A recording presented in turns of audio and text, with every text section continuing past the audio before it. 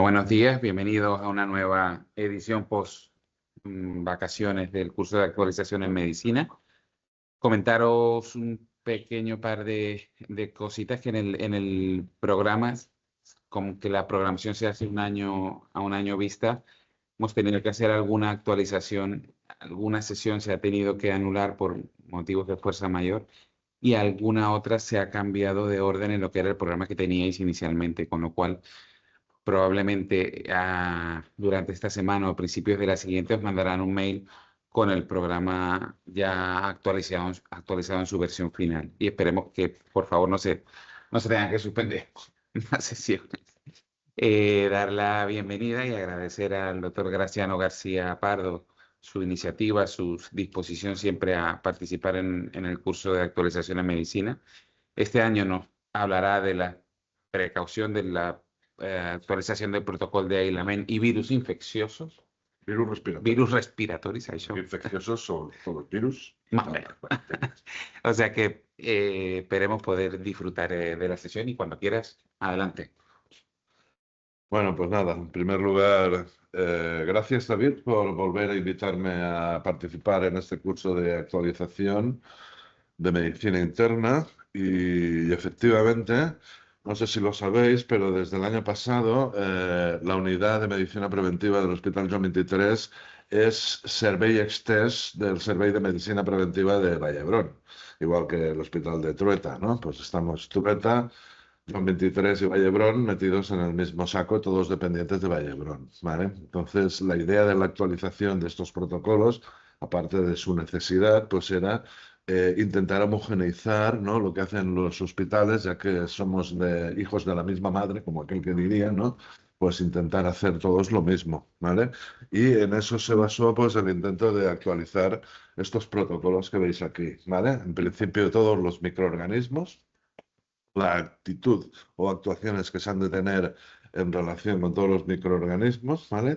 Yo me voy a centrar hoy solo en los microorganismos multiresistentes, ¿vale? Y del segundo protocolo, la actuación que hay que tener en los virus respiratorios. Todo esto, estos dos protocolos han cambiado en relación a lo que hacíamos nosotros previamente, ¿no? Y, bueno, basados en lo que se hace en todos los hospitales, pues hemos ido haciendo.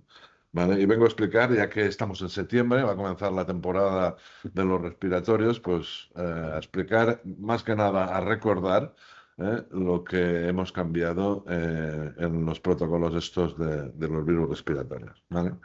Todas las medidas que vamos a utilizar, todas dependen de las medidas de precaución estándar, ¿vale? Las medidas de precaución estándar se definieron por los CDC americanos en la época de la pandemia del HIV, ¿no? Y lo más importante de todo esto es que dijeron que estas medidas hay que tenerlas en cuenta en todos los pacientes, ¿eh? Sean infecciosos o no lo sean, ¿vale? Y tengan la sospecha clínica que tengan. Y hemos de seguir estas precauciones estándar, ¿vale? Las precauciones estándar consisten en hacer una correcta higiene de manos, en utilizar de forma correcta los equipos de protección individual, guantes, bata, mascarilla, lo que sea, siempre cuando haya necesidad de utilizarlos, ¿vale? Y eliminar de forma correcta el material punzante y cortante. No intentar hacer malabarismos para encapuchar agujas o bisturís o lo que sea, sino que eliminarlos en estos botecitos amarillos que tenemos en todo el hospital, en todas las plantas del hospital, ¿eh? Como digo, lo que haremos con todos los microorganismos va a ser basado en estas precauciones estándar, ¿no? Y dependiendo del mecanismo de transmisión de estos microorganismos, pues ampliaremos estas medidas de protección estándar, ¿vale? Muy bien, pues ¿qué microorganismos multiresistentes? ¿De qué microorganismos multiresistentes estamos hablando? Pues aquí tenéis el listado, ¿eh? Básicamente, todos los que son productores de carbapenemasas, incluido Acinetobacter baumannii. Bueno, Acinetobacter baumannii, aparte de que produzca carbapenemasas, que sea resistente a carbapenemas. Porque sabéis que se puede ser resistente a carbapenemas sin tener carbapenemasas, ¿no? Las porinas y demás cositas que nos explican los microbiólogos, ¿eh?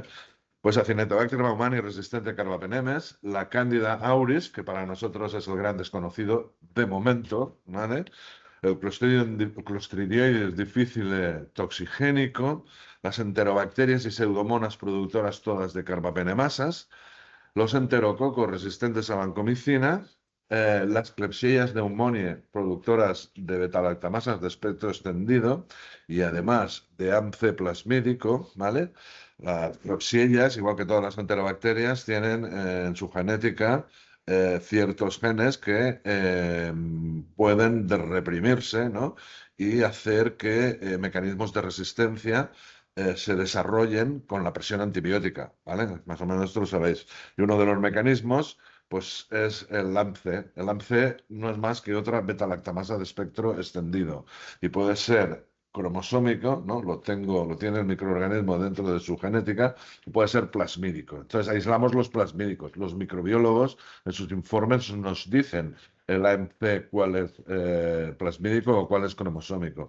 Y aislamos el plasmídico porque, ¿os acordáis cuando hablamos de las resistencias o cuando habéis estudiado las resistencias, cómo se cogen? Están las mutaciones, están tal y están los plásmidos, ¿vale? Entonces, si una Klebsiella o cualquier enterobacteria tiene un plásmido que contiene un gen de resistencia, pues es fácil que lo transmita a otros microorganismos, ¿vale? Entonces, por eso se aísla el plasmídico, ¿de acuerdo?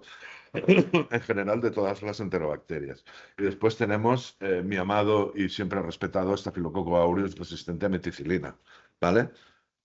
¿Y dónde vamos a tener en cuenta estos microorganismos? En todo el hospital. En cualquier zona del hospital, cualquier servicio, cuando detectemos estos microorganismos, tendremos que establecer las medidas de precaución de contacto, ¿vale?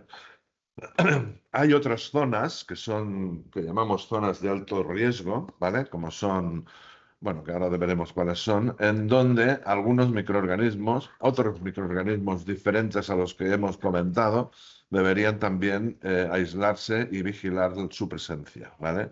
Estos microorganismos son los que veis aquí: Cinetobacter baumannii, sensible a carbapenemanas, la Burkholderia cepacia, la Cándida parasilosis resistente a los azoles, todas las enterobacterias productoras de beta-lactamasas de espectro ampliados y AMC plasmídicos, todas excepto E. coli, ¿vale? Las pseudomonas aeruginosa, XDR, que es extremadamente resistente cuando solo es sensible a uno o dos grupos de antibióticos, o la DTR, que es la de difícil tratamiento, que también es sensible solo a un antibiótico o incluso ninguno de todos los que nos dan, ¿vale? Y por último, la Stenotrophomonas maltophilia. Estos microorganismos son multiresistentes también, pero debido a sus capacidades de transmisión y demás, solo nos interesa tenerlos controlados en las zonas de alto riesgo. Zonas de alto riesgo que son, como podéis pensar, todas las zonas de cuidados intensivos, UCIs, intermedios, en adultos, en niños, las coronarias, ¿vale? La reanimación y en hematología, que probablemente es donde están los inmunodeprimidos más severos de todo el hospital, ¿vale? Pues nada, con estos microorganismos contamos. Eh, ¿Qué ha pasado aquí? ¡Ah!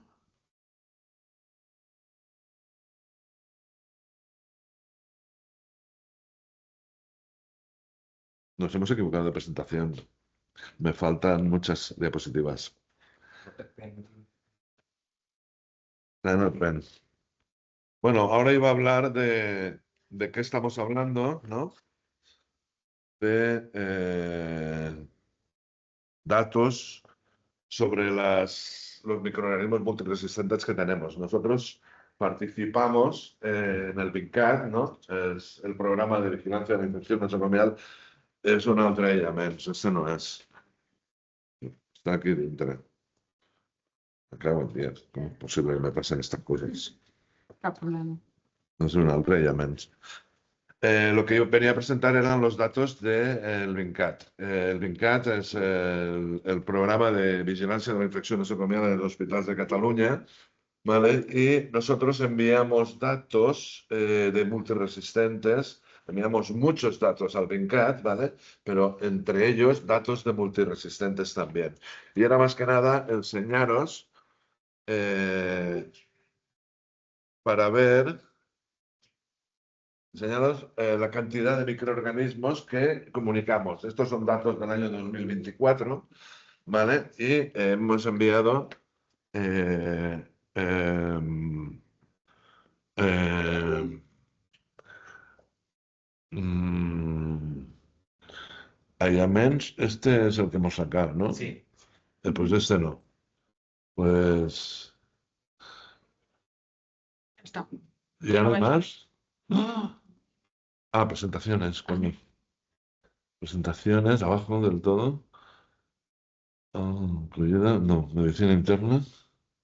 Aquí. Infecciones. Aillaments. La posem des d'aquí, després tenim el pen. Sí. Bé. Segon.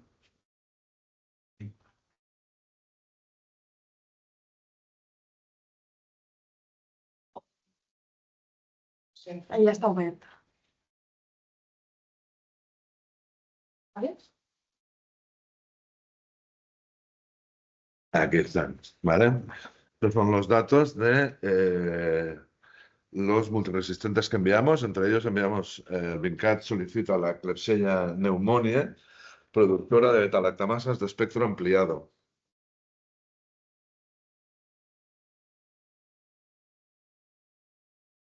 ¿Vale? Y dentro de estas determinaciones de Klebsiella de espectro ampliado, de Klebsiella productora de Beta-LES, ¿vale?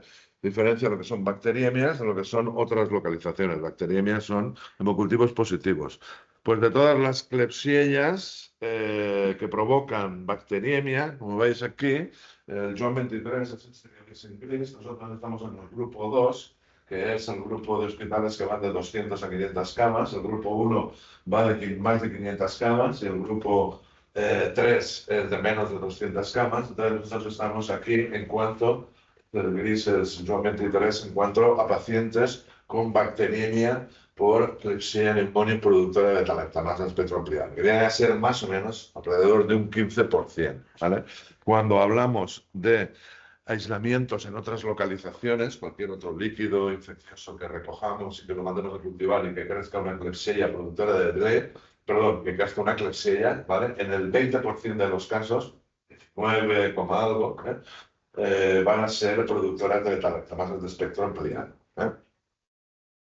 Después vamos a hablar de carbapenemasas, seguimos siendo los grises, las carbapenemasas, las Klebsiellas pneumoniae que producen carbapenemasas, pues como podéis ver aquí llegan alrededor de un 2 algo por ciento de todas las Klebsiellas, pues un 2, algo provoca, son bacteriemias producidas por Klebsiellas que producen carbapenemasas. Y en otras localizaciones pues tenemos menos, es un 1, algo, ¿vale? De las Klebsiellas. La blea es mucho más frecuente, la producción de bleas es mucho más frecuente que la producción de carbapenemasas, afortunadamente.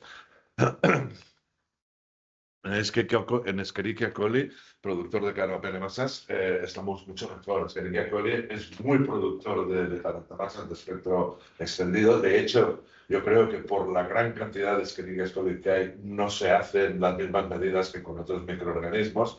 Aparte que es mucho más policlonal que Klebsiella, que es bastante, que puede ser más monoclonal, ¿no? Pues en bacteriemias por Escherichia coli tenemos productores de carbapenemasas, tenemos cero, ¿vale? Ninguna bacteriemia que produce carbapenemasas. Y en otras localizaciones no llegamos ni al 1%, por debajo del 0,5% de los aislamientos de E. coli son productores de carbapenemasas. En cuanto a bacteriemias, en cuanto a Pseudomonas aeruginosa, esto, bueno, yo tengo uno de mis programas es la revisión de todos los hemocultivos de la casa, del hospital, ¿no? Todos los hemocultivos positivos los recojo y voy mirándolos y ayudo a quien le haga falta que lo ayude, ¿vale? Y bueno, hicimos un análisis de unos años de bacteriemias por Pseudomonas aeruginosa, ¿no? De 2015 a 2021 habían un poquito más de 4.000 hemocultivos positivos, ¿vale? Esto es todo Juan 23, ¿eh? Y de Pseudomonas aeruginosa encontré 186 bacteriemias. Esto viene a ser un 5% del total de bacteriemias, ¿vale? De todas estas Pseudomonas aeruginosas, la mayor parte de ellas no eran MDR ni XDR. MDR es multiresistente, ¿vale? XDR es extremadamente resistente, que hemos hablado antes, y difícil de tratar. Las DTT son las difíciles de tratar, es decir, esto depende del número, del grupo de familias de antibióticos que Pseudomonas es sensible. Cuantos menos grupos, pues vamos pasando de un sitio a otro. Estos son multiresistentes. Sabéis que Pseudomonas ya de por sí es una bacteria, es un microorganismo ya multiresistente, que solo tiene pocos antibióticos que son efectivos contra él. Bueno, pues de todas estas bacterianas por Pseudomonas, más del 80% no pertenecían a estos grupos de multiresistentes, ¿vale? Y de estos grupos multiresistentes, el 20% de estos que eran multiresistentes eran productores de carbapenemasas. Nosotros, en nuestro centro, la carbapenemasa que más se produce por Pseudomonas es la BIM, ¿vale? La habéis visto en los resultados del cultivo. Es decir, como números globales, no tenemos mucha cantidad de microorganismos multiresistentes, pero ahí están, ¿vale? Y nos pueden costar algún disgusto que otro, ¿vale? Aunque, como dicen los grandes expertos de infecciones, estamos muy pendientes de los multiresistentes, pero a nuestros pacientes los matan los multisensibles, ¿no? Que vienen y desarrollan una... Bueno, van chocados todos y son bastante importantes, ¿vale? Muy bien, entonces, ¿qué haremos con estos microorganismos multiresistentes cuando los detectemos? Pues lo que decimos, medidas de precaución de contacto, ¿vale? Aislamiento de contacto. Y como digo, basado todo en...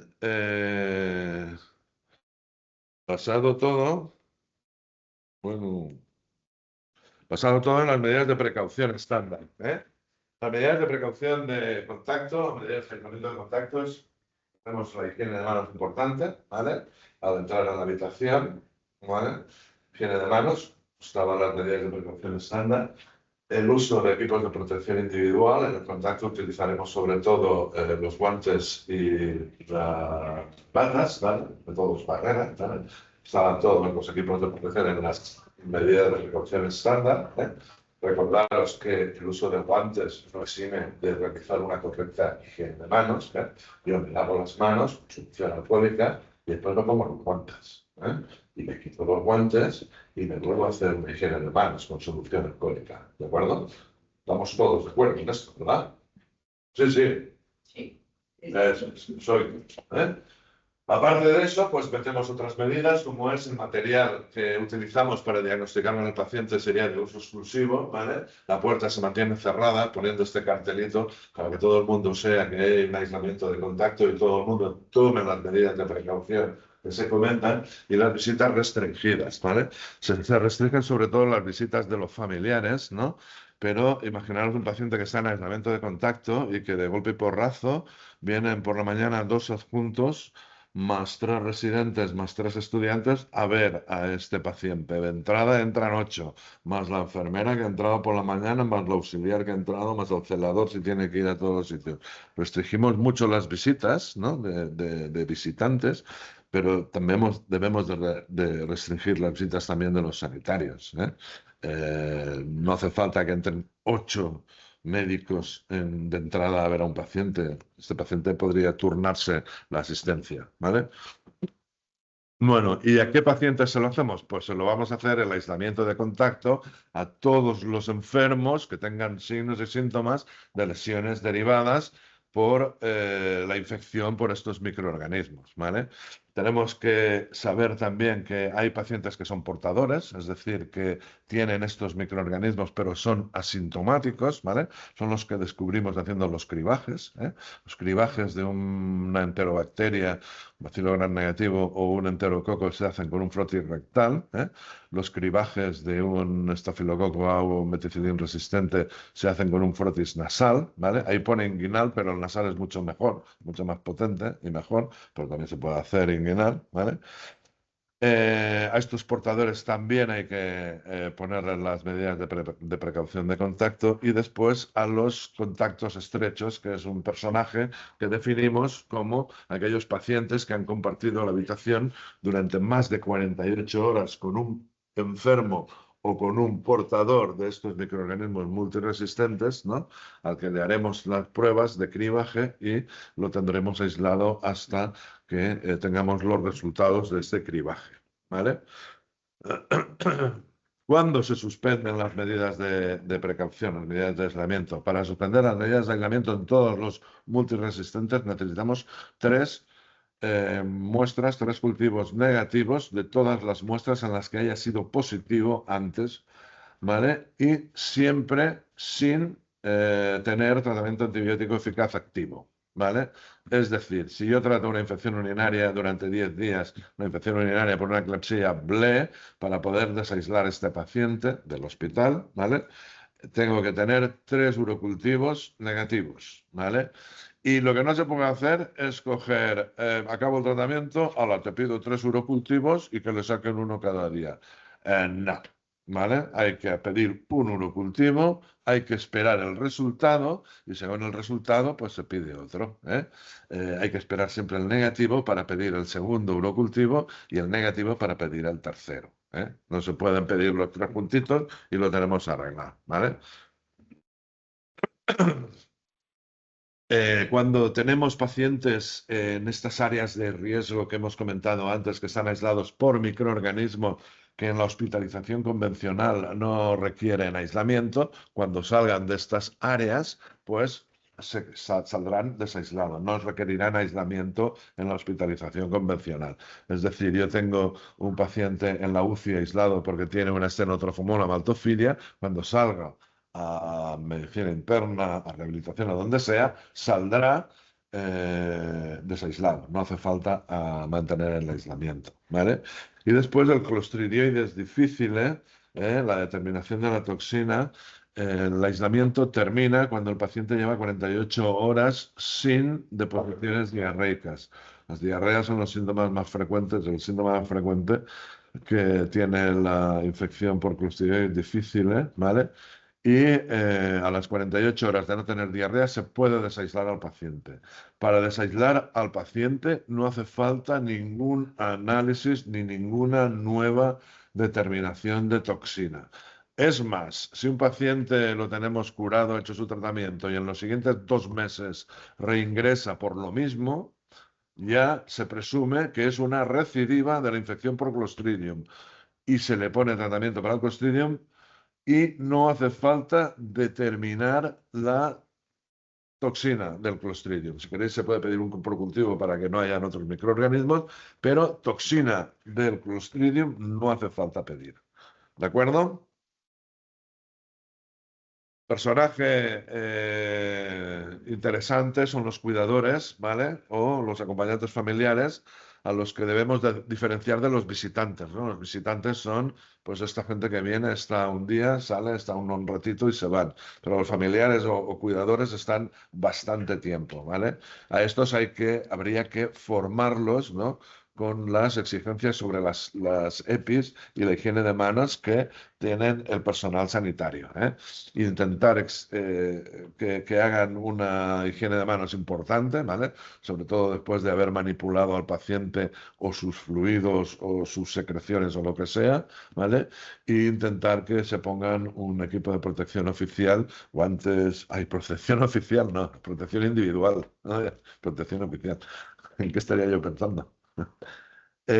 Guantes o bata, ¿no? Dependiendo de lo que vayan a hacer, que lo utilicen los métodos de estos barreras y que hagan una buena higiene de manos. ¿Vale? Puedes hacer los incisos que quieras.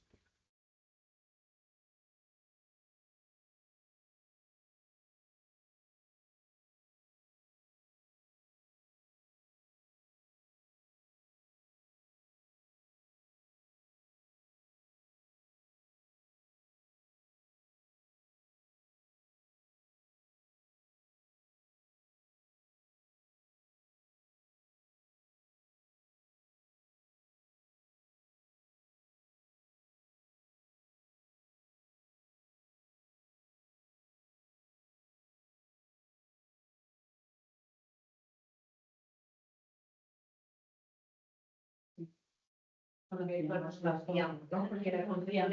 van a haber otros pacientes. Último punto. Sí. Que no visiten otros pacientes mientras están visitando a su paciente, a su familiar ingresado, a su cuidador. ¿Vale? Siempre, exacto, todo lo que hacen.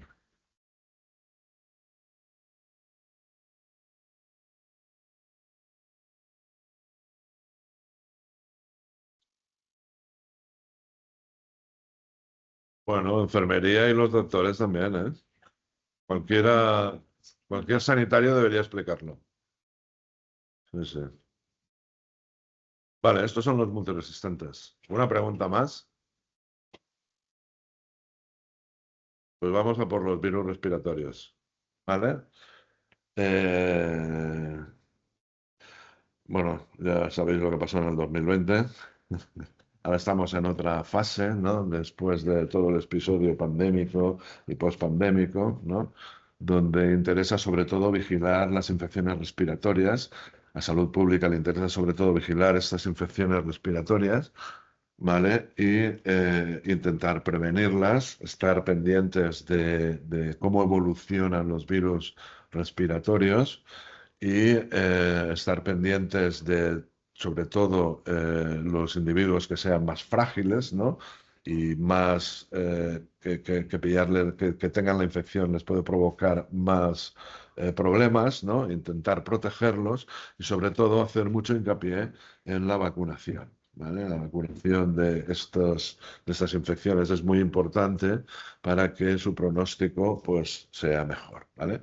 Y evidentemente estamos hablando de los virus respiratorios, la influenza A, la influenza B, el coronavirus, el SARS-CoV-2 y del VRS, ¿vale? Estos virus afectan por igual a toda la población, ¿vale? Adultos y niños. Algunos más a niños que adultos y a otros más adultos que niños, pero afectan a toda la población, ¿vale? Entonces, como he dicho, lo que interesa es diagnosticarlos, ¿vale? Y la prueba de elección para el diagnóstico es la realización de una PCR, ¿vale? La PCR esta múltiple de detección de todos los virus, ¿vale? Que es la que nos va a dar el diagnóstico, ¿eh? Incluso en pacientes que hayan traído una prueba, un test de antígeno rápido realizado en su domicilio y que nosotros creamos que tiene los síntomas, la clínica y la gravedad suficiente como para ingresar, habrá que hacer una PCR, ¿vale? El Departamento de Salud ha dicho que el TAR ya no es indicativo de nada, ¿vale? Entonces, pues hay que evitar realizarlo y nos basamos en la PCR, ¿vale? Muy bien, la vigilancia ahora se hace por el sistema, con el programa Civic, ¿vale? Habréis visto que sale una alarma o una alerta o unos cuadros cuando ingresa un paciente que tiene infección respiratoria y esto hay que rellenarlo, ¿no? Y bueno, y el Departamento de Salud pues recoge los datos de todo esto y puede analizarlo, analizar cosas como ahora veremos, ¿vale? ¿A quién le haremos la PCR? ¿Vale? La PCR se la haremos a todo paciente que ingrese con un cuadro respiratorio lo suficientemente grave como para que indiquemos su ingreso. ¿Vale? Haremos la PCR a pacientes que han ingresado, que están ingresados en el hospital por cualquier otro motivo, pero que ha reaparecido o ha aparecido una clínica compatible con infección respiratoria, ¿vale? Y haremos PCR a todas las personas vulnerables que, sobre todo embarazadas e inmunodeprimidos, que veamos que tienen una infección respiratoria y que pueden necesitar tratamiento antiviral, ¿vale? La PCR no está indicada a realizarla en pacientes asintomáticos. Por lo tanto, los cribajes se han acabado, ¿eh? No se recomienda la realización de la PCR a pacientes que han tenido una infección respiratoria por estos virus 3 meses antes, ¿vale? Porque la PCR puede dar falsos positivos, ¿eh? Y no tener una infección aguda, ¿vale? Y no sé, para el diagnóstico de la COVID-19 no hacen falta no se recomienda ni la realización de serologías ni la realización del test de antígeno rápido, como he dicho antes, ¿vale? Todos estos son datos del CIVIC, ¿vale? Y como podemos ver aquí, en negro tenéis las infecciones respiratorias ingresadas, ¿eh? Esto es ingreso, primaria es ingreso. Negro, infecciones respiratorias ingresos por infección respiratoria aguda la temporada 24-25. ¿Vale? Como podéis ver, es menor que el verde es la temporada 23-24. ¿Vale? Bueno, pues estos datos se obtienen porque declaramos y hacemos el CIVIC como Dios manda. ¿Vale? Y aparte de eso, podemos ver que virus circulan por todo el tiempo, están circulando virus. ¿Vale? Aquí se han determinado los adenovirus en amarillo, los rinovirus en naranja, la gripe en gris, en verde el VRS y en negro tenéis el coronavirus. ¿Vale? Y salvo en estacionales, como sabemos que la gripe es un virus estacional, lo tenemos aquí en medio en estas semanas de la 52, de la 50 a 52 hasta la 8 a 10, ¿no? Todo lo que es el invierno, está ahí la gripe, ¿vale? El coronavirus, más o menos, cuando la gripe se acaba, empieza él a dar molestias, ¿vale? Por no decir otra cosa. El VRS tiene una estación parecida a la gripe, los verdes en invierno, pero hay virus circulando durante todo el tiempo, durante todas las temporadas, ¿vale? Y esto es lo que tenemos que tener cuidado. ¿Y qué medidas proponemos para estos virus? Pues estos virus, el mecanismo de transmisión más eficiente que tienen son las gotitas. Las gotitas son unas partículas que se generan al toser, estornudar, cantar, hablar o lo que sea, que pesan más de 5 micras, ¿vale? Al pesar más de 5 micras, la gravedad actúa y en principio y en teoría, ¿vale? Estas partículas no llegan más allá de 1,5 o 2 metros, ¿vale? ¿Esto qué implica? Pues eso implica que si las partículas no llegan más allá de 1,5 o 2 metros, también todo el entorno del paciente va a estar lleno de estas partículas, ¿vale? Entonces, cuando aislamos a un paciente por gotitas, que será lo más frecuente que hagamos con estos virus, también tenemos que añadir lo del contacto, porque todo su entorno está lleno de partículas, ¿vale? En algunas circunstancias, como sabéis, estos virus pueden transmitirse también con gotículas más pequeñas formando aerosoles, ¿vale? Sobre todo en espacios cerrados como este, que no hay ventilación ni nada, hay gente y se puede formar un aerosol que puede ayudar a la transmisión de los virus, sobre todo el coronavirus.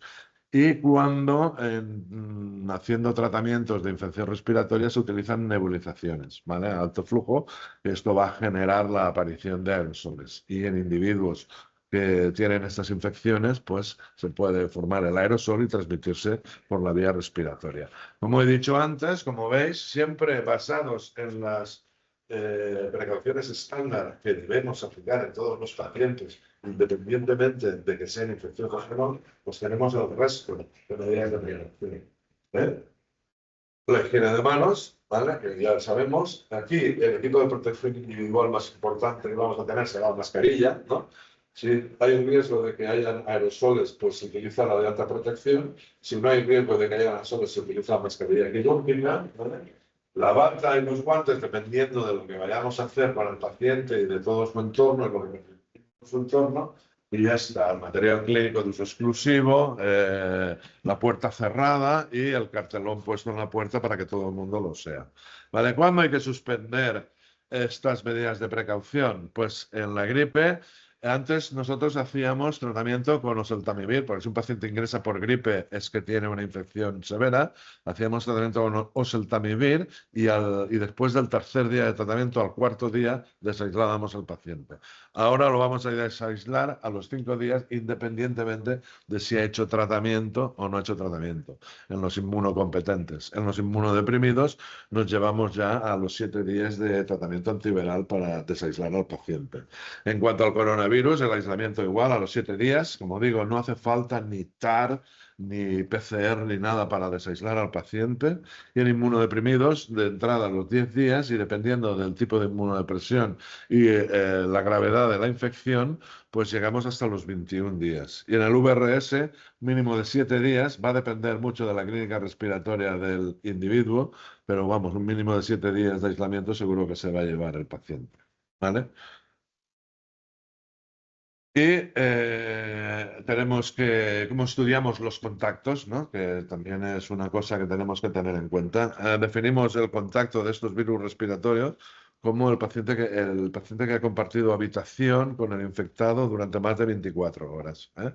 Si el contacto estrecho ha hecho contacto que comparte habitación durante más de 24 horas, ha hecho clínica respiratoria, pues lo trataremos como una infección respiratoria en el hospital y le haremos la PCR. Si no tiene síntomas, lo que haremos será separar al caso, ¿vale? Dejar al paciente en la habitación y hacer una observación de infección respiratoria.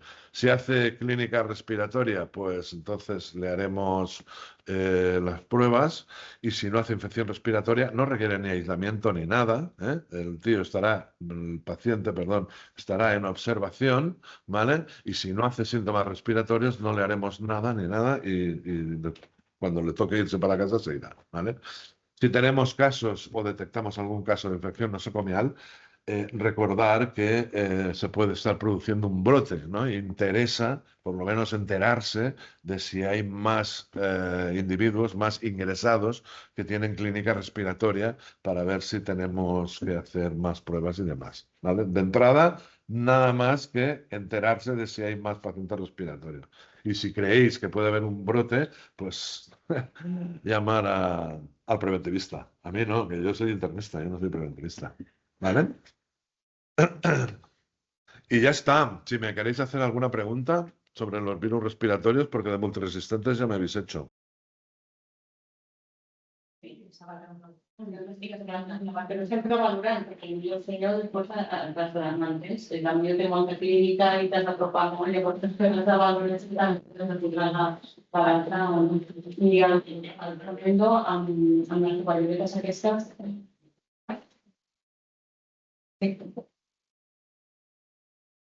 Perdón, pregunta. Mira, a ver, no tengo ni idea. Las máquinas infernales no son para mí. Pero hay pocas preguntas porque yo hago unas explicaciones diáfanas con una claridad. Vamos, no hay dudas normalmente. Bueno, pues si no hay preguntas, agradecerte y enhorabuena por la presentación. Nada. Gracias.